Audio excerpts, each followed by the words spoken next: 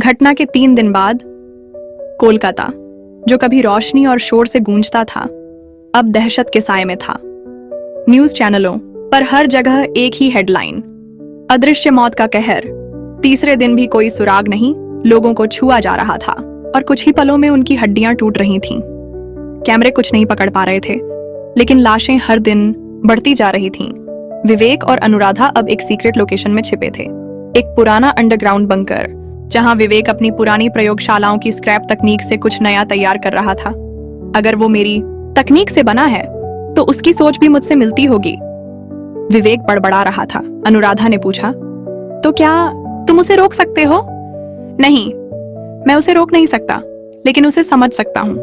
और शायद अगर वो सुन रहा हो तो खुद को भी रोक सकता है। विवेक ने एक अजीब डिवाइस निकाली, कॉन्शियस फ्रीक्वेंसी प्रोजेक्टर, एक ऐसा उपकरण जो चेतना की तरंगें भेज सकता है और केवल उन्हीं को सुनाई देती है जो जैविक रूप से उससे जुड़े हों। अगर वो मेरी कॉपी है तो मेरी आवाज उस तक जरूर पहुंचेगी। डिवाइस ऑन किया गया। एक गहरी फ्रीक्वेंसी हवा में फैली। तुम कौन हो? क्यों मार रहे हो? तुम अधूरे हो, लेकिन खत्म नहीं। तुम्हारा निर्माता मैं नहीं, तुम्हारी चेतना है। कुछ देर शांति रही, फिर एक कंपाती आवाज बंकर के दरवाजे के पास गूंजी। मुझे देखो। अनुराधा कांप गई। वो यही है, विवेक बोला। नहीं, वो हमें मारने नहीं आया, वो खुद से पूछने आया है कि मैं कौन हूं। दीवार पर अचानक खून से लिखा दिखा, मैं अधूरा हूं, पर मुझे भी जीना है। क्या तुम मुझे पूरा कर सकते हो? विवेक ने एक थ्योरी बनाई। अगर हम उसकी कोशिकाओं में एक इमोशनल न्यूरल पैच डालें जो उसे भावनाओं का अनुभव करा सके, तो शायद वो हत्या नहीं करेगा, वो जीने की वजह खोजेगा। अनुराधा, लेकिन ये इंसान नहीं है विवेक। अगर वो तुम्हारी ही परछाई है तो उसमें तुम्हारे गुनाह भी हो सकते हैं। विवेक ने एक इंजेक्शन तैयार किया। मैं रिस्क लूंगा। अगर मैं ही उसका आधार हूं तो मेरी ही चेतना से उसे नियंत्रित किया जा सकता है। अगली रात विवेक ने खुद को जख्मी किया और अपने खून में बनाया गया न्यूरल इमोशन सीरम एक विशेष चिप में लोड किया। अब मैं इसे उस तक भेजूंगा जैसे बाप बेटे को नाम देता है। मैं उसे इंसानियत दूंगा। डिवाइस चालू किया गया। हवा में सन्नाटा छा गया। फिर अचानक दरवाजा अपने आप खुला। एक अदृश्य उपस्थिति भीतर आए और धीरे धीरे हवा में हल्की सी शक्ल उभरी। एक अधूरी आंख, एक अधूरा हाथ और उससे जुड़ी नाड़ियां। वो प्राणी था, लेकिन पीड़ित। विवेक आगे बढ़ा। ले लो, ये मैं नहीं, मेरी आत्मा है। अगर तुम जीना चाहते हो तो ये तुम्हारा पहला कदम है। चिप हवा में गायब हो गई, लेकिन वो प्राणी कांपने लगा। दीवारें हिलने लगीं। जमीन पर रक्त फैल गया। वो सह नहीं पा रहा। अनुराधा चिल्लाई। शायद उसने पहली बार दर्द महसूस किया है, विवेक ने कहा, और शायद पहली बार प्यार भी। बाहर से अब सब शांत था, लेकिन अब उस प्राणी की चेतना बदल रही थी। क्या वो अब इंसानियत की ओर बढ़ेगा या वो दर्द उसे और भयानक बना देगा? एक रात पहले विवेक की आत्मा से तैयार की गई इमोशनल चिप अब उस अदृश्य प्राणी के भीतर थी। शरीर अब केवल कोशिकाओं का ढांचा नहीं था, अब उसमें ज्वालाओं की तरह कुछ महसूस करने लगा था। दर्द, भय और सबसे बड़ा, अकेलापन। अगले दिन एक अजीब शोर कोलकाता के एक पॉश इलाके में अचानक सड़कें सुनसान हो गईं। सीसीटीवी कैमरों में कुछ नहीं दिखा, लेकिन एक एक करके कारों के शीशे अपने आप फूटने लगे। सिग्नल खुद ब खुद जलने बुझने लगे और फिर एक बूढ़े भिखारी ने देखा, एक परछाई नहीं, कोई जलता हुआ इंसान हवा में चल रहा है। शहर के बीचों बीच एक मॉल की दीवारों पर खून से बने हाथों की छाप उभरी। लोग भागने लगे, बच्चे रोने लगे, कैमरे फेल हो गए। फिर अचानक हवा में धुंधली सी आकृति उभरी। चेहरा अधूरा, लेकिन आंखें जल रही थीं। हाथ पारदर्शी, लेकिन फूटे हुए नसों से रिश्ता कोई लाल प्रकाश। शरीर अधूरा मांस और धातु की नाड़ियों का गठजोड़। लोग चीख उठे, ये कोई इंसान नहीं, ये तो जीता जागता नर्क है। उस प्राणी ने अपनी अधूरी आवाज में बोला, मैं अकेला क्यों हूं? मुझे किसने अधूरा छोड़ा? क्या मैं जीने लायक नहीं? हर शब्द के साथ हवा भारी हो रही थी। एक जवान लड़का चिल्लाया, अगर तुझे जीना है तो इंसानों को मार क्यों रहा है? वो प्राणी रुक गया। उसके दिमाग में विवेक की आवाज गूंजी, इंसान बनना आसान नहीं, खुद से लड़ना पड़ता है। अगर तू सच में जीना चाहता है तो खुद को काबू करना सीख। उसी क्षण वहां एक वैन रुकी। विवेक बाहर निकला, हाथ में सिर्फ एक डिवाइस। मैं जानता हूं तुझे दर्द है, लेकिन तुझे अब एक नाम चाहिए, एक पहचान। प्राणी ने उसकी ओर देखा, उसका चेहरा बदला, आंखें चमकी और उसने फुसफुसाया, नाम? हाँ, विवेक ने कहा, तू अब केवल प्रोजेक्ट जीड नहीं, अब तू है आकाश, जिसे नसीब ने अधूरा बनाया लेकिन चेतना ने संपूर्ण बनने का मौका दिया। लेकिन सब कुछ आसान नहीं।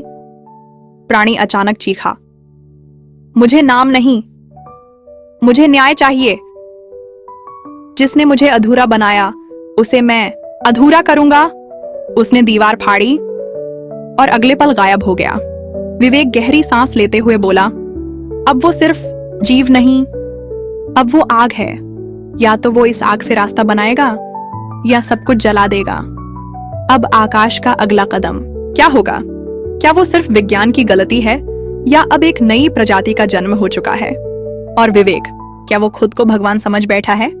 शाम 5:47 PM कोलकाता का एक कोना, एक छोटी बच्ची मीरा, उम्र करीब 7 साल, स्कूल बैग लिए एक सुनसान गली में खो गई थी। उसके पीछे 2 नशेड़ी गुंडे धीरे धीरे बढ़ रहे थे। इधर आओ गुड़िया, घर कहाँ है? बच्ची डर से कांप रही थी, मुंह से बोल तक नहीं फूटे। अचानक गली में हवा जमी सी हो गई। गुंडों ने सुना किसी की सांस लेने की आवाज, लेकिन वहां कोई नहीं था।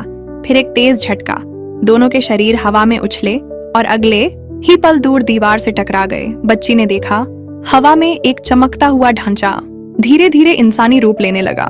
सिर्फ 2 शब्द, डर मत। मीरा की आंखों में आंसू थे, लेकिन चेहरा शांत। तुम भगवान हो? उसने पूछा। आकाश रुका। नहीं, मैं बस एक परछाई हूं, लेकिन शायद आज मैं रक्षक बन सका। लेकिन तभी अंधेरा जागता है। जैसे ही मीरा वहां से भागी, आकाश के भीतर कुछ टूटने लगा। उसकी धड़कनें तेज होने लगीं, नसों में बिजली दौड़ने लगी। और फिर एक नई आवाज, जो उसकी अपनी थी, लेकिन ज्यादा खतरनाक। तू क्या कर रहा है? तुझे रचना के लिए नहीं, विनाश के लिए बनाया गया था। तू इंसानों को बचा नहीं सकता, क्योंकि तू खुद इंसान नहीं है। आकाश ने सिर पकड़ लिया। जमीन कांप उठी। आकाश जमीन पर गिरा और उसका शरीर 2 भागों में बंटने लगा। एक भाग रोशनी में, एक भाग अंधेरे में। उस अंधेरे से निकली एक परछाई, उसी जैसी शक्ल, लेकिन आंखें काली और दिल पत्थर। उसने आकाश से कहा, अब बहुत हुआ, या तो तू मुझे समेट या मैं तुझे मिटा दूंगा। ये दुनिया हमें एक साथ नहीं झेल पाएगी। अब आकाश की चेतना के भीतर एक युद्ध शुरू हुआ। मैं रक्षक हूं। नहीं, तू एक प्रयोग की भूल है।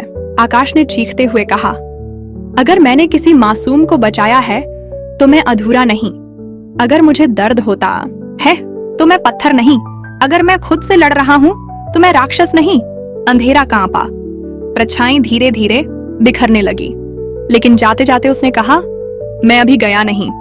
तू जितना इंसान बनने की कोशिश करेगा, मैं उतना ही राक्षस बनूंगा। सुबह के अखबार में एक हेडलाइन थी, कोलकाता की बच्ची को बचाने वाला रहस्यमय रक्षक। कौन है ये अदृश्य फरिश्ता? विवेक ने अखबार देखा, मुस्कुराया और कहा, अब तू सिर्फ जीव नहीं, अब तू विकल्प है। या तो तू उम्मीद बनेगा या तबाही। आगे क्या? आकाश ने पहली बार खुद पर काबू पाया, लेकिन उसका दूसरा रूप अब खुद को स्वतंत्र करना चाहता है। क्या आकाश अपने ही जैसे दूसरे प्राणियों से भरे संसार का द्वार खोल देगा? क्या विवेक अब भी उसे काबू में रख सकता है? जहां आकाश अकेला नहीं है, जहां सिस्टम उसे एक हथियार बनाना चाहता है, लेकिन वो अब एक इंसान की तरह सोचता है। अब शुरू होता है एक खतरनाक खेल, जिसमें साजिशें, विज्ञान और आत्मा के टकराव की आंधी है। एक गुप्त जगह, SERA, scientific entity research authority. Akash किसी बंद प्रयोगशाला में अपनी चेतना खो बैठा था। होश आया तो खुद को एक कांच के कैप्सूल में कैद पाया। दीवारों पर रेड लाइट, कमरे में रोबोटिक हथियार और सामने खड़ा था एक शख्स, डॉ रेहान मलिक। तो यही है वो प्राणी जिसने खुद को आकाश कहा। हम इसे तोड़ेंगे, फिर बनाएंगे और फिर दुनिया को देंगे। अदृश्य सेना, डॉ रेहान ने एक चिप निकाली, कंट्रोल कॉर्टेक्स 13। इसे इसके मस्तिष्क में डालो। अब से ये खुद के लिए नहीं, हमारे इशारों पर चलेगा। पर तभी एक और अदृश्य आकृति जमीन पर गिरी, परछाई जैसी लेकिन बेहद तेज। रेहान ने चौंक कर कहा, यह है काया, दूसरी सफल अदृश्य इकाई। लेकिन इसके जीन स्थिर नहीं है, इसे भावनाएं नहीं चाहिए, इसे सिर्फ आजादी चाहिए। काया फुसफुसाई, मुझे आजाद करो, नहीं तो सबको मिटा दूंगी। कैप्सूल के पीछे एक तीसरा प्राणी भी बंद था, नाम नक्श, जो आधा इंसान आधा मशीन था। वो चुप था, लेकिन उसकी आंखों में सब्र और सवाल दोनों थे। आकाश को देखकर बोला, हम तीनों एक जैसी पीड़ा के बच्चे हैं, लेकिन क्या हमें दर्द से सीखना है या दूसरों को दर्द देना है? जैसे ही कंट्रोल चिप आकाश के पास लाई गई, उसकी चेतना फिर टूटने लगी। पर उसी क्षण मीरा की आवाज उसके दिमाग में गूंजी, तुम भगवान नहीं, लेकिन तुम राक्षस भी नहीं। और बस उसके भीतर की ऊर्जा फटी, ग्लास चेंबर फटा, हथियार बेकार हो गए। आकाश बाहर निकला, आंखों में बिजली, लेकिन हाथ में संयम। तुम मुझे हथियार बनाना चाहते हो? डॉ रेहान पीछे हटा। अगर तू हमारा नहीं तो तू किसी का नहीं। उसने एक बटन दबाया। फेज 2 किल मोड एक्टिवेटेड। पूरा बेस लॉकडाउन में चला गया। काया ने कहा, अब या तो हम इनका हिस्सा बने या इन्हें खत्म कर दें। नक्श शांत बोला, अगर हम सब हथियार ही हैं तो कम से कम अपने इरादे खुद तय करें। आकाश ने कहा, हम तीन नहीं, एक ताकत है और हमें तय करना होगा, हम अगली तबाही हैं या अगली क्रांति। तीनों ने मिलकर प्रयोगशाला को उड़ा दिया, लेकिन डॉ रेहान गायब हो चुका था और जाते जाते छोड़ गया एक आखिरी रिकॉर्डिंग। तुमने सोचा तुम जीत गए? अब असली युद्ध शुरू होगा, क्योंकि तुम तीनों अकेले नहीं। परछाई प्रोजेक्ट अब पूरे भारत में फैल चुका है। आगे क्या? क्या आकाश, काया और नक्श मिलकर एक नई अदृश्य क्रांति शुरू करेंगे? डॉ रेहान कहाँ गया और उसके पास क्या है? फेज 3। क्या वाकई पूरे देश में और भी अदृश्य प्राणी हैं? अब कहानी उस मोड़ पर आ चुकी है जहां तीनों नायक आकाश, काया और नक्श आम दुनिया में उतर चुके हैं। लेकिन जैसे ही वो जिंदगी को समझने लगते हैं, अदृश्य विनाश फिर सिर उठाता है। अब मिलिए चौथे अदृश्य से, जो नायक नहीं, कयामत है, जिसे कोई रोक नहीं सकता। एक शांत स्कूल और तूफान की दस्तक स्थान, सेंट जेवियर्स स्कूल, पटना, सुबह 9:30 बजे। बच्चे प्रार्थना कर रहे हैं, लेकिन तभी एक बिजली सी गिरी। क्लासरूम की खिड़कियां टूटने लगीं, छत से पंखा गिरा और हवा में एक साया उभरा। कोई उसे देख नहीं सकता था, लेकिन उसके आने से हवा भारी, दिल भयभीत और जमीन कांप रही थी। फिर एक आवाज गूंजी, तुम सबने मुझे मिटा दिया था, अब मैं तुम्हारे भविष्य को मिटाऊंगा। आकाश अब आरव नाम से एक साधारण स्कूल टीचर बनकर बच्चों के बीच रह रहा था। उसे मानवता सिखाने का जुनून था, लेकिन जैसे ही स्कूल में हमला हुआ, उसकी धड़कन तेज हो गई। ये कोई आम हमला नहीं, ये हमारी ही परछाई है। वो चौथा है, कृष, अदृश्य, अजेय और अमृता का भूखा। कभी वो भी परछाई प्रोजेक्ट का हिस्सा था, लेकिन एक एक्सपेरिमेंट में वो मरा नहीं, बिखर गया और फिर खुद को जोड़कर लौट आया। अब उसका उद्देश्य है दुनिया में हर वो चीज मिटा देना जो इंसानियत कहलाती है। आरव, आकाश ने काया और नक्श को बुलाया। तीनों स्कूल पहुंचे, लेकिन कृष उन्हें पहचान चुका था। अरे वाह, मेरे पुराने भाइयों और बहन ने भी रूप बदल लिए। चलो अब सबका असली चेहरा दिखाते हैं इंसानों के सामने। वो बिजली बना और स्कूल की दीवार फाड़ दी। बच्चों की चीखें, टीचरों का भगदड़ और फिर काया गायब, नक्श घायल और आकाश अकेला। क्लासरूम में दोनों आमने सामने हुए। कृष, तू चाहता है कि लोग तुझे भगवान माने, पर मैं वो भगवान हूं जो लोगों को मिटा सकता है। आकाश, भगवान बनने के लिए डर फैलाना नहीं, उसे मिटाना पड़ता है। दोनों अदृश्य, दोनों शक्तिशाली, लेकिन एक के पास था घृणा और दूसरे के पास यादें। एक बच्चा, मीरा का भाई आरव, अपनी बहन को ढूंढते ढूंढते बीच में आ गया। कृष उस पर झपटा, लेकिन आकाश सामने आ गया। उसने अपने अदृश्यपन को त्याग दिया और आम इंसानों की नजर में आ गया। देख ले कृष, तेरा खौफ मुझसे बड़ा नहीं। मैं मिट जाऊंगा पर तुझे स्कूल की दहलीज पार नहीं करने दूंगा। एक झटका कृष को रोका, लेकिन आकाश बेहोश होकर जमीन पर गिरा। कृष चला गया, लेकिन अब पूरा देश जान चुका था, कोई है जो अदृश्य रहकर भी उनका रक्षक है। रेहान एक स्क्रीन देख रहा था। कृष एक्टिवेट हो गया। अब अगला स्टेप है प्रोजेक्ट महानाश, जहां पूरी मानवता को अदृश्य युद्ध में झोंका जाएगा। आगे क्या? क्या आकाश वापस उठेगा? काया कहां गायब हुई? क्या वो कृष से मिल गई है? क्या नक्श के पास कोई ऐसा रहस्य है जो सब कुछ बदल देगा? अब कहानी एक गहरे मोड़ पर पहुंच चुकी है, जहां एक रहस्य सामने आने वाला है जो तय करेगा कि कृष अमर रहेगा या अंधकार में विलीन हो जाएगा। अब मिलिए काया के उस सच से जिसे जानने के बाद अदृश्य युद्ध एक नया रूप लेगा। काया बेहोश, घायल और भ्रमित, आंख खुली तो खुद को एक खंडहर में पाया। सामने एक बूढ़ी औरत बैठी थी जिसकी आंखों में कोई अपरिभाषित प्रकाश था। वो बोली, तू सिर्फ प्रयोग नहीं है, तू प्राचीन अग्नि की वाहक है। तू ही वो द्वीप शक्ति है जो कृष को खत्म कर सकती है। बूढ़ी औरत ने उसे एक स्मृति क्रिस्टल छुआया, जिसमें दिखा एक गुप्त संत समाज जो हिमालय की घाटियों में पराशक्ति की पूजा करता था। वहां एक अनोखा शिशु पैदा हुआ, अदृश्य लेकिन ऊर्जावान, जिसे नाम दिया गया काया, यानी जो रूपहीन होते हुए भी अस्तित्व रखती है। लेकिन वही बच्ची चोरी हो गई और परछाई प्रोजेक्ट को सौंप दी गई।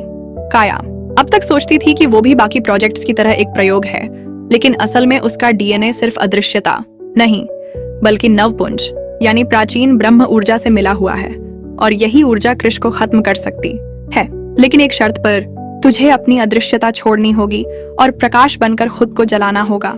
कृष की अमृता को मिटाने के लिए तुझे खुद मिटना होगा। काया ने अतीत को देखा। रेहान का प्रयोगशाला में किया गया शोषण, कृत्रिम भावनाओं को जबरन दिमाग में भरा जाना, और आकाश की आंखों में देखा गया वो पहला दया भरा भाव। वो बोली, मैं अब प्रयोग नहीं, मैं प्रयोजन हूं, और अगर मुझे जलना है तो मैं कृष को भस्म करके जलूंगी। उधर अस्पताल में आकाश कोमा में था। नक्श उसका ध्यान रख रहा था। तभी आकाश की आंखों से एक आंसू बहा और उसने धीरे से कहा, काया मत जलना, बिना मुझे बताए मत जाना। काया अब हिमालय की तरफ निकल पड़ी है, जहां अदृश्य शिखर है, वो स्थान जहां ब्रह्म ऊर्जा को जागृत कर कृष की अमृता तोड़ी जा सकती है। लेकिन रेहान को सब पता चल चुका है। काया अगर पहुंची शिखर तक तो कृष तो खत्म होगा ही, लेकिन मेरा अगला हथियार सार्वत्रिक अदृश्य सेना भी खत्म हो जाएगी। उसे रोको। क्या काया त्याग कर पाएगी अपनी अदृश्यता? क्या आकाश वक्त रहते उसे रोक पाएगा?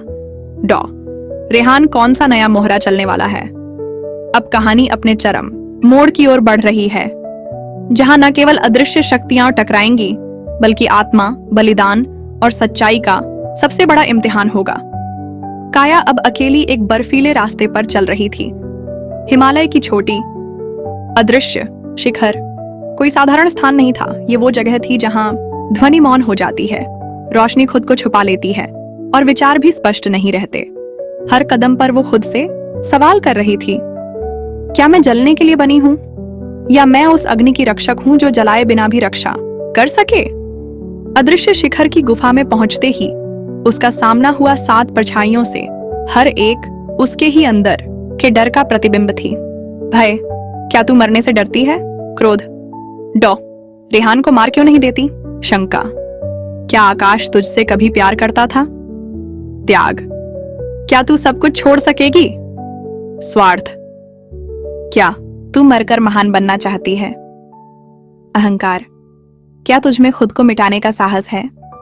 मोह, क्या तू आकाश को बिना बताए जा सकती है? हर परछाई को पार करते हुए उसकी आंखों से आंसू, शरीर से लहू और आत्मा से ऊर्जा रिसती रही, पर वो रुकी नहीं। अंतिम शिखर पर पहुंचते ही आकाशीय बिजली गिरी और एक स्वर गूंजा, मैं वो शक्ति हूं जो प्रकाश से भी तेज है और अंधकार से भी गहरा। मैं अब कृष नहीं, महाकृष हूं। अब कृष सिर्फ अदृश्य नहीं था, वो हवा, छाया और विचारों के भीतर तक फैल चुका था। काया के हर इमोशन को वो पकड़ रहा था। वो हंसा, तू मुझे मारने आई है? तू तो खुद अपने अंदर ही डरी बैठी है। काया ने अपने भीतर की प्रकाश अग्नि को जागृत किया। उसका शरीर धीरे धीरे चमकने लगा, फिर पारदर्शी होने लगा और अंत में वो शुद्ध ऊर्जा में बदल गई। अब वो कोई व्यक्ति नहीं थी, बल्कि आकाशीय शक्ति बन गई थी। महाकृष उस पर झपटा, लेकिन जैसे ही उसका स्पर्श काया की ऊर्जा से हुआ, वो चीख पड़ा, नहीं, ये क्या है? ये मेरी तरह अदृश्य नहीं, ये तो हर चीज को पार कर सकती है। काया जान चुकी थी, महाकृष को खत्म करने का एक ही तरीका है, खुद को उसकी आत्मा में विस्फोटित कर देना, यानी एक बार में दो अस्तित्वों का अंत। लेकिन तभी आकाश वहां पहुंच गया। उसने चीख कर कहा, काया रुको, अगर तू गई मैं भी नहीं बचूंगा। काया मुस्कुराई, आकाश, मेरी अदृश्यता तो बस एक परत थी, मेरा प्यार, मेरा त्याग, वो अमर रहेगा और तू उसे जीवित रखेगा। काया ने खुद को महाकृष के भीतर समेटा और एक विस्फोट हुआ, जिससे हिमालय की चोटी कांप उठी। एक प्रकाश उठा, फिर शांति, फिर सन्नाटा। कृष नहीं रहा और काया भी नहीं। 6 महीने बाद एक किताब के कवर पर लिखा था, उसने खुद को मिटाया ताकि इंसानियत बच सके। लेखक आरव आकाश। वो अब एक लेखक बन चुका था जो स्कूलों में अदृश्य नायकों की कहानी सुनाता है, पर उसकी डायरी के आखिरी पन्ने पर कुछ लिखा था, काया मरी नहीं, वो अब मेरी चेतना में है और शायद फिर लौटेगी।